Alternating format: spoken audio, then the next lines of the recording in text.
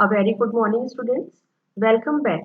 After first term examination, I hope आप सभी लोगों ने एग्जाम बहुत अच्छे से दिए होंगे।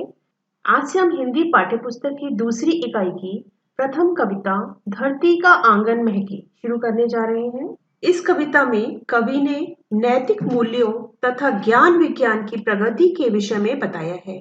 कवि का मानना है कि ज्ञान और विज्ञान का प्रसार बहुत ही महत्वपूर्ण है। इसके द्वारा प्रगति होनी चाहिए, मानव मात्र का भला होना चाहिए, न कि विनाशक अस्त्रों के निर्माण की होड़ होनी चाहिए।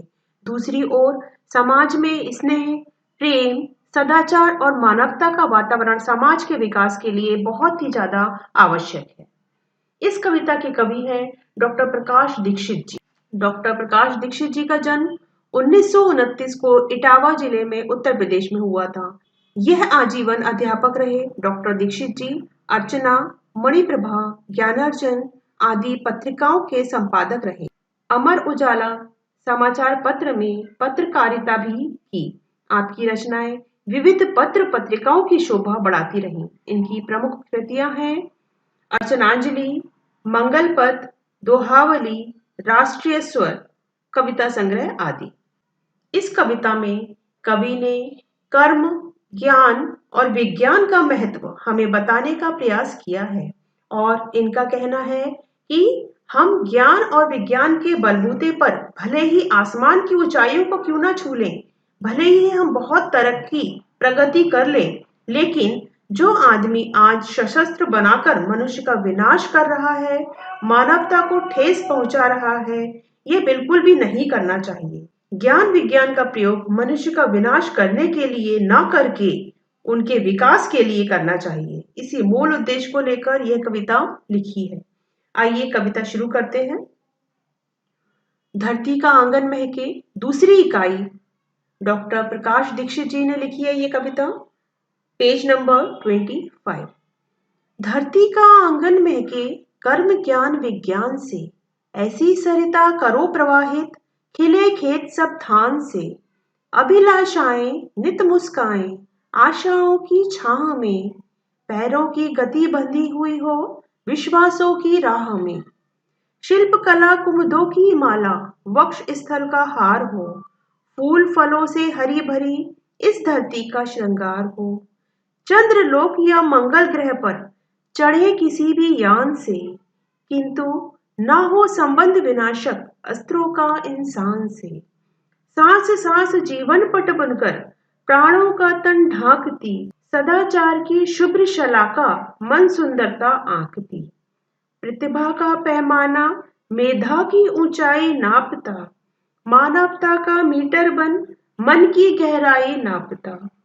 आत्मा को आवृत कर दे स्नेह प्रभा परिधान से, करे अर्चना हम सब मिलकर वसुधा के जयगान से। करे अर्चना हम सब मिलकर वसुधा के जयगान से। कितनी सुंदर कविता लिखी है डॉक्टर प्रकाश दीक्षित जी ने। आइए अब दो दो पंक्ति पढ़कर उसके कठिन शब्द का अर्थ व भावार्थ जानते हैं। धरती का आंगन महके कर्म ज्ञान विज्ञान से, ऐसी सरिता करो प्रवाहित, खिले खेत सब धान से। यहाँ धरती का अर्थ है पृथ्वी, कर्म और ज्ञान। कर्म का मतलब होता है कोई भी काम करना और ज्ञान यानी कि बुद्धि। ऐसी सरिता का अर्थ है नदी और प्रवाहित का अर्थ है बहता हुआ, और धान यानी कि अनाज। कवि इन पंक्तियों के जरिए कहना चाहते हैं कि हमारे जो कर्म है, हमारा जो हम काम करते हैं, हमारे ज्ञान के बलबूते पर और विज्ञान से हमें इतनी प्रगति करनी चाहिए कि हमें अपनी धरती का विकास करना चाहिए। हम इन तीनों के बलबूते पर अपने कर्म से, अपने ज्ञान से और अपने विज्ञान से इन तीनों का विकास करके, इन तीनों की प्रगति करके, इन तीनों का उपयोग करके हमें अपनी धरती को स्वर्ग की तरह सुंदर बनाना है। अपनी धरती को, अपनी पृथ्वी को हमें सुंदर बनाना है, सजाना है। उसका आंगन जो है धरती का, वो हमें सजाना है। हमें अपने अंदर नैतिक मूल्यों का भी विकास करना है और हमें अपने ज्ञान का भी विकास करना है और विज्ञान के द्वारा हमें अपनी प्रगति करनी है और इन सभी के जरिए हमें अपनी पृथ्वी का विकास करना है, जिससे कि इस धरती का आंगन महकने लगे। और जो हमारी नदी है यानी जो सरिता है यानी नदी, तो उसका जो मोड़ है इस तरीके से उस नदी का जो मोड़ है इस तरीके से मोड़ दो कि खिले खेत सब धान, जितने भी खेत हैं उनमें भरपूर अच्छी फसल हो और वो खिलखिलाने लगे, चारों तरफ हरियाली लहराने लगे, ताकि सभी तरफ जो धान है खूब अच्छी तरीके से आ जाए और भरपूर फसल हो। और यह सभी हम किसके बलबूते पर कर सकते हैं? कर्म, ज्ञान और विज्ञान के बलबूते पर हम कर सकते हैं। आज मानव ने कितनी तरक्की की है, आज विज्ञान के बलबूते पर वो कहाँ से कहाँ पहुंच गया है, साइंस ने कितनी तरक्की कर ली है। तो कवि का कहना है जिस तरीके से मानव ने आज प्रगति की है तो उसका उपयोग उसे अच्छे तरीके से करना चाहिए, जिससे कि हमारी धरती खुशहाल बने और खूब प्रगति करे। अर्थात विज्ञान के बलबूते पर हमारी जो धरती है वो खूब खुशहाल बने। आइए अब आगे की लाइनें देखते हैं। अभिलाषाएं नित मुस्काएं आशाओं की छाह में, पैरों की गति बंधी हुई हो विश्वासों की राह में। अभिलाषाएं यानी कि इच्छाएं, नित, नित यानी कि हमेशा, छा, छा यानी कि आश्रय, राह यानी कि मार्ग। कवि यहाँ कह रहे हैं कि मनुष्य जो भी आशा करे, जो भी उसकी मन में इच्छाएं हैं, जो भी उसकी अभिलाषाएं हैं, वह सभी पूर्ण हो, परंतु मनुष्य सदा विश्वसनीय बना रहे। मनुष्य की जो इच्छाएं होती हैं, हम होप करते हैं, आशा करते हैं कि वो पूर्ण हो, तो हमें उसी का सहारा लेना पड़ता है।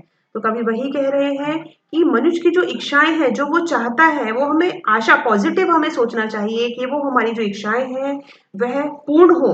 तो अभिलाषाएं नित मुस्काएं आशाओं की छाओं में, तो हमें आशा करना चाहिए, होप करना चाहिए कि वह सभी हमारी जो इच्छाएं हैं वह पूर्ण हो। तो कवि का कहना है कि मनुष्य इच्छाएं रखता है तो उसे पॉजिटिव थिंकिंग भी रखना चाहिए कि हमारी ये जितनी भी आशाएं हैं, इच्छाएं हैं, यह सभी पूर्ण जरूर होंगी और यह सभी हमारी विज्ञान, ज्ञान और कर्म ज्ञान के बूते पर ही पूर्ण होंगी। और कवि कहते हैं कि यह सभी करने के लिए हमें अपना जो विश्वास है वह पक्का रखना चाहिए और हमारी, वही उन्होंने बोला है, पैरों की गति बंधी हुई हो विश्वासों की राहों में। यानी जब हम इच्छाएं करें तो हमारी जो इच्छाएं हैं उनकी गति बंधी हुई होनी चाहिए, किसकी राह में? विश्वास होना चाहिए मन में कि यह सभी हमारी इच्छाएं जरूर पूर्ण होंगी। हमें विश्वास भरी बातें करनी चाहिए, हमें मन में पॉजिटिव थिंकिंग रखनी चाहिए, विश्वास रखना चाहिए कि हमारी सभी इच्छाएं जरूर पूर्ण होंगी और तभी हम अपनी इच्छाओं को पूर्ण कर सकते हैं। आइए आगे की लाइनें देखते हैं। शिल्पकला कुमुदों की माला, वक्ष स्थल का हार हो, फूल फलों से हरी भरी इस धरती का श्रृंगार हो। शिल्पकला यानी कि हाथ से चीजें जो बनाते हैं उसकी कला, यानी हस्तकला। कुमुदो यानी कि एक कमल का फूल, वक्ष स्थल यानी कि छाती या गले को भी बोलते हैं, और श्रृंगार यानी कि सजना या साज। यहाँ शिल्प कला का मतलब यह है कि हाथ से जो भी चीजें हम बनाते हैं, चाहे वो मूर्तियां बना रहे हैं, चाहे कोई भी चीजें बना रहे हैं, कपड़े बना रहे हैं हाथ से, तो उन सभी कलाओं को हमें सीखना चाहिए, उन सभी कलाओं को हमें अपनाना चाहिए। तभी जब हम ये शिल्प कला अपनाएंगे तभी हमारे जो कमल के फूलों की जो माला है वह हमारे वक्ष स्थल का हार बनेगा। तो हमें अपने देश में जो हमारे हाथों की कलाएं यानी जो लघु उद्योग हैं उनको बढ़ावा देना चाहिए, उनको अपनाना चाहिए, तभी हमारे देश का विकास होगा। और जब विकास होगा, जब हमारे हाथों में बहुत सारी हाथों की कलाएं आएंगी, जब हम उनको विकसित करेंगे, तभी हमारे गले में किस तरह का हार बनेगा? कुमुदों के, कमल के फूलों का हार बनेगा और फूल फलों से हरी भरी इस धरती का श्रृंगार हो। और जब हम शिल्प कला अपनाएंगे तब हमें किस प्रकार प्रतीत होगा हमारा ये धरती, हमारी ये पृथ्वी, जिस तरीके से फूल और फलों से हरी भरी इस धरती रहती है, यानी उस धरती का श्रृंगार किस तरीके से होगा हमें। और यह धरती फूलों और फलों से इस प्रकार सजी हुई प्रतीत हो रही है, इतनी सुंदर दिखाई दे रही है जब हम क्या अपनाएंगे? शिल्प कला। आज के लिए बस इतना ही, आगे की कविता नेक्स्ट पीरियड में कंटिन्यू करेंगे। इस कविता को अच्छे से पढ़िए, इस वीडियो को एक बार फिर से देखिए and be safe, stay home. Thank you, have a nice day.